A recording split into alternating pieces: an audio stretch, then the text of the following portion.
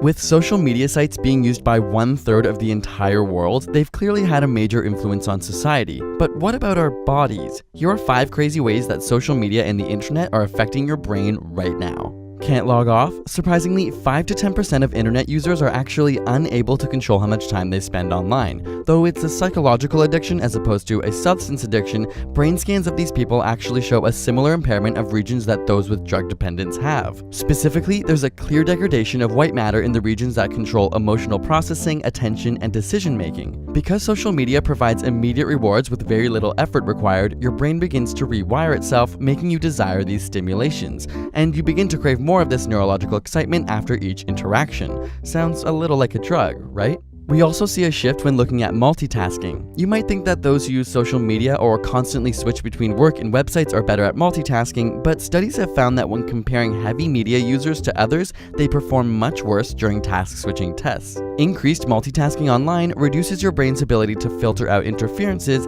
and can even make it harder for your brain to commit information to memory. Like when your phone buzzes in the middle of productive work. Or wait, did it even buzz? Phantom vibration syndrome is a relatively new psychological phenomenon where you think you felt your phone go off, but it didn't. In one study, 89% of test subjects said they experienced this at least once every 2 weeks.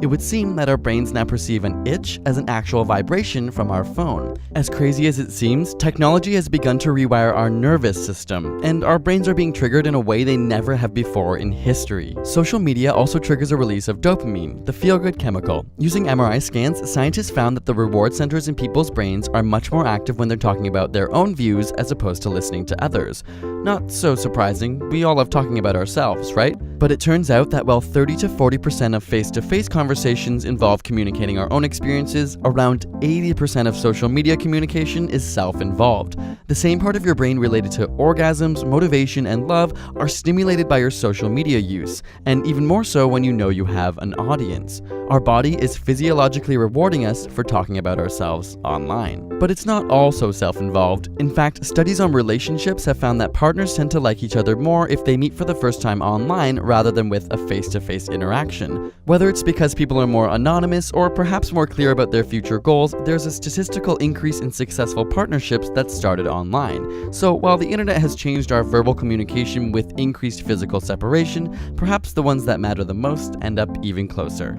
Speaking of social media, we had you ask us questions on Twitter, Instagram, Facebook, Tumblr, Google+, and every other social platform we could find, and did a Q&A video over on ASAP Thought. So if you feel like getting some insider info on ASAP Science and behind the scenes, check it out with the link in the description.